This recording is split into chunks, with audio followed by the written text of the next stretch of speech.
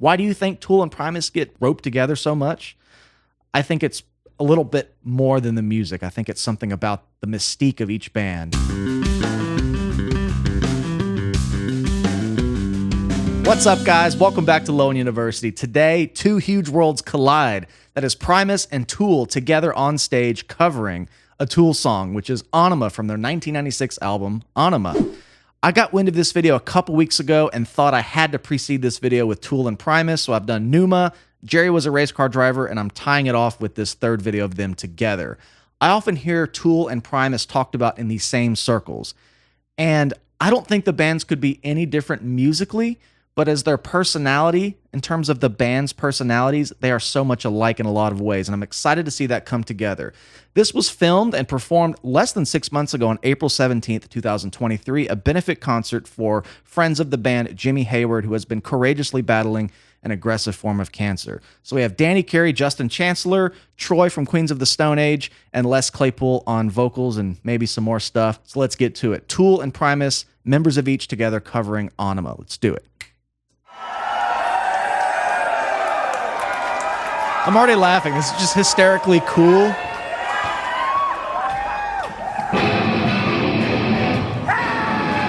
It's been a very long time since I've heard this riff.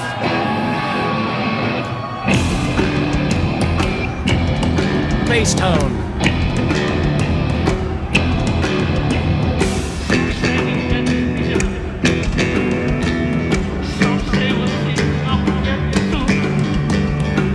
Oh, that bass riff. Forgot about this one.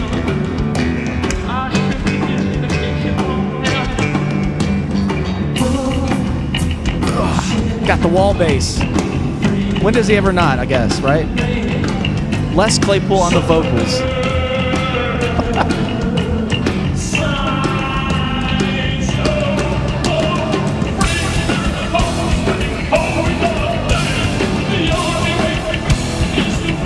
This goes together so well for some reason.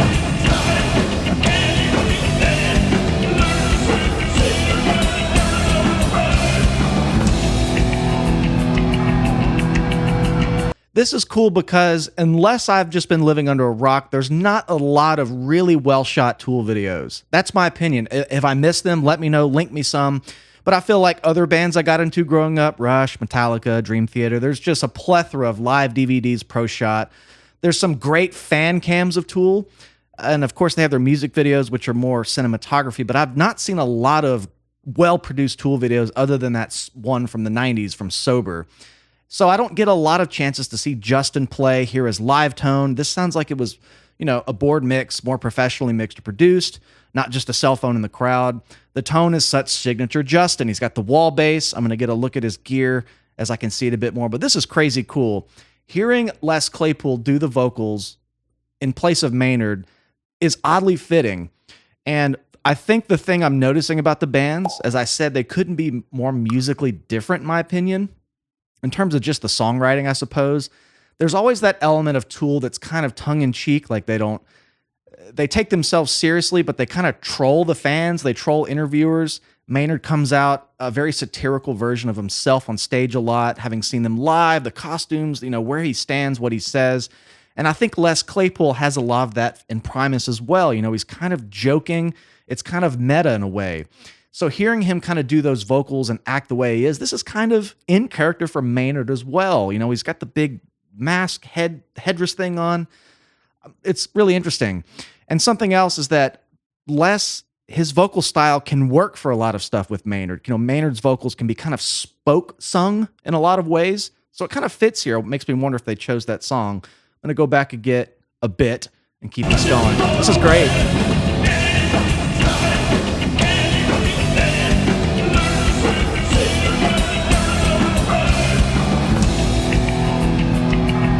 Hear that bass tone really cutting through.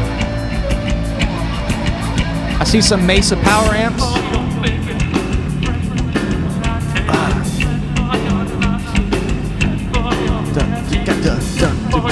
That 2 against 3 is amazing. Just an odd feel.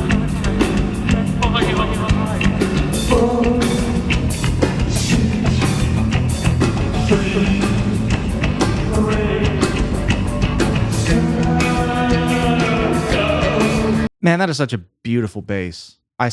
Wall bass on my bucket list. I want to talk about that bass part real quick. I love that 2 against 3 sort of triplet thing. And the way they're using the triplets is very odd to me. You know, most triplets would kind of be like 3 different notes, right? 1, 2, 3, 1, 2, 3, 1, 2, 3, 1, 2, 3. And it kind of goes 1, 2, 3, 1, 2, 3. It's kind of easy to hear in a grouping of 3. But what they're doing here is they're taking 2 notes and doing triplets between them.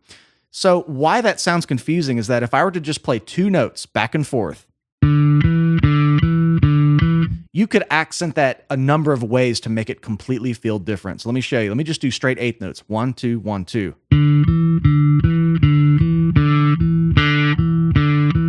Just 1, 2, 1, 2. I'm accenting on that first one.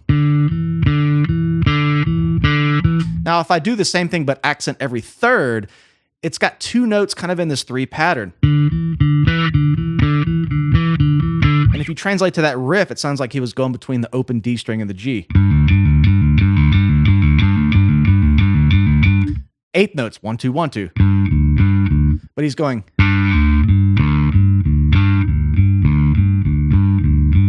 So it starts on a different note every time, but because it's only 2 notes, it just is a very interesting groove. It's really catchy.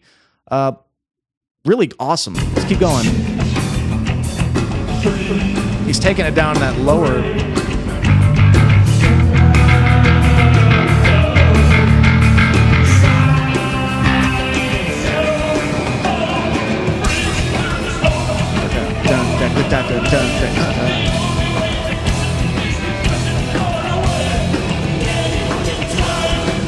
I know the crowd's loving this. Yeah, look how much that guy's loving it.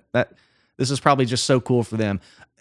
Les's mannerisms are what I would see Maynard doing at a show like this. Again, the overlap on the frontmen, their personalities, kind of the way they approach their entire body of work, the way they come across.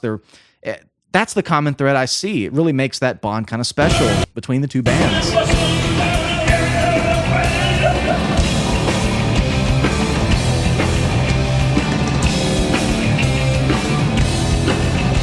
Stuff like that, right?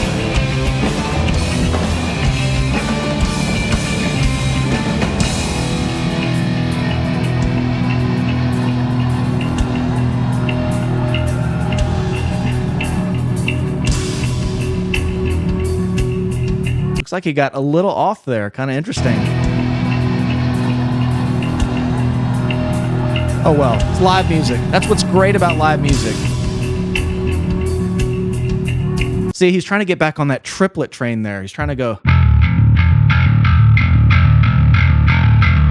And it's an odd thing because it starts on a different note every time. When you go between 2 notes with groupings of 3, I could see how that's a difficult groove to just jump right into after a break like that. 1, 2, 3, 1, 2, 3, 1, 2, 3, 1, 2, 3, 1, 2, 3, 1, 2, 3.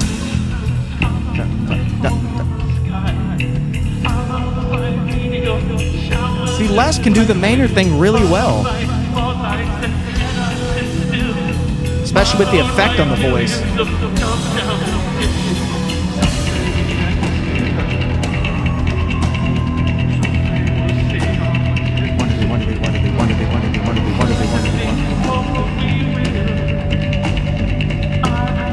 Sounds like that's like a 9-lit there. 1, 2, 3, 1, 2, 3, 1, 2, 3, 1, 2, 3, 1, 2, 3, 1, 2, 3, 1, 2, 3, 1, 2, 3, 1, 2, 3, 1. Really cool.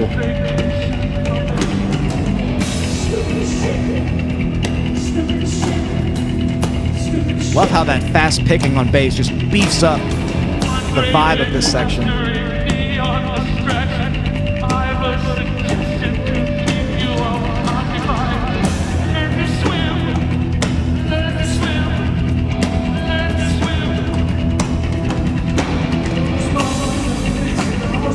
Putting this thing in like a big halftime feel now. Same kind of groove, just changing the placement of the snare.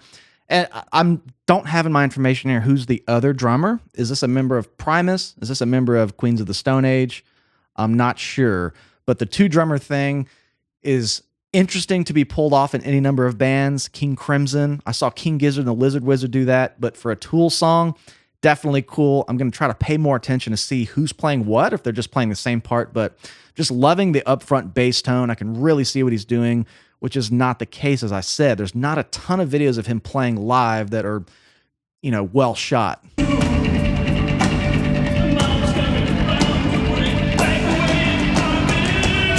It's like they're kind of playing the same part.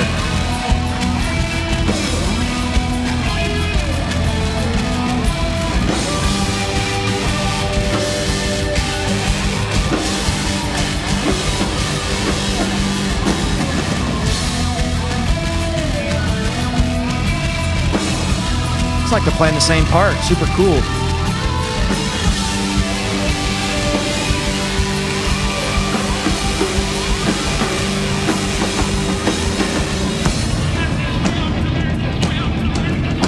Back to that same triplet riff. Doubling with the guitar.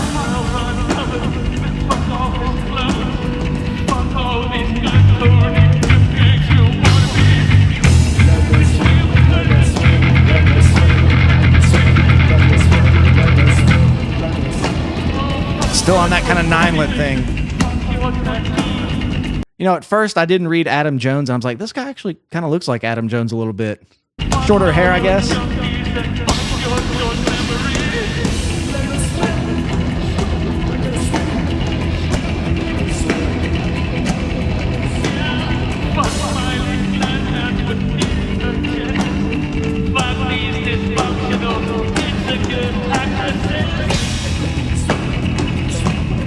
If you close your eyes, it kind of sounds like Maynard in some parts.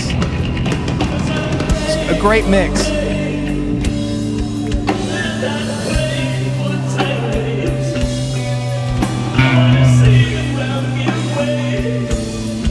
Getting a little melodic.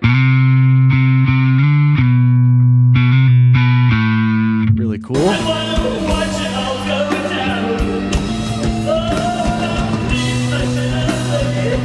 I did see some Mesa cabs finally. Yeah, those small ones.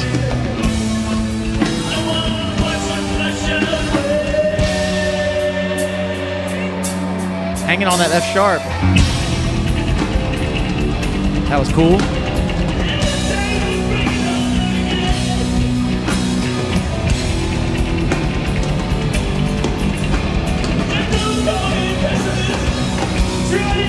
That's a bizarre plucking pattern to keep going the whole time, going 1, 2, 3, 1, 2, 3, 1, 2, 3. You know, I don't use a pick a ton. Normally when I'm doing a Tool video, I pick one up just because I'm trying to get that tone right. But doing that back and forth is just very weird to me. You know, as a bass player, I'm always using 3 fingers. I use 2, of course, but 3 triplet patterns with the 3-finger technique. 1, 2, 3, 1, 2, 3, very easy. But with a pick, it's just always weird when you kind of have to start a riff of on an upstroke.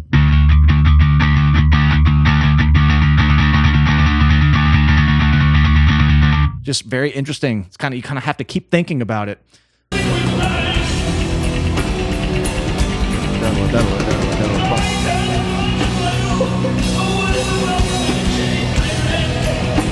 Perfect Maynard impression to me.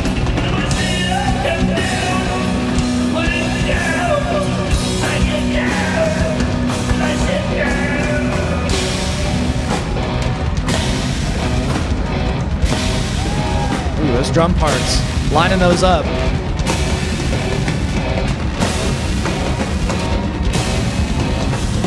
What? What is he doing?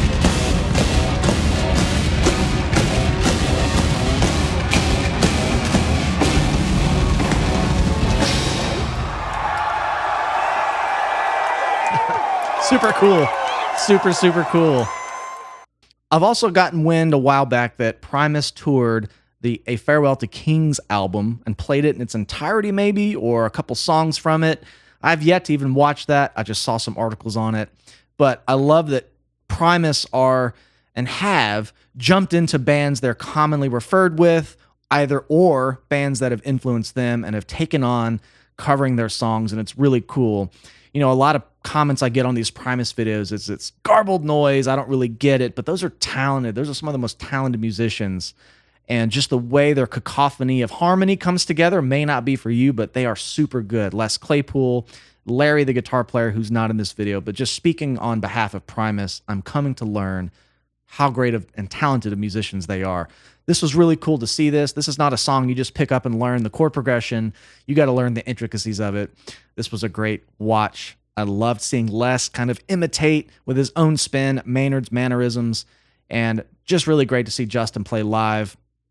I got a recommendation for this a while back, so thank you to whoever that was. If you'd like to see my Tool Numa reaction analysis, or Primus, Jerry was a race car driver, they are the two videos before this one. I appreciate you guys being with me. Please like the video and comment what you think. Why do you think Tool and Primus get roped together so much? I think it's a little bit more than the music. I think it's something about the mystique of each band, which is what I'm really drawn to. Thank you guys again. Cheers, and we will see you next time.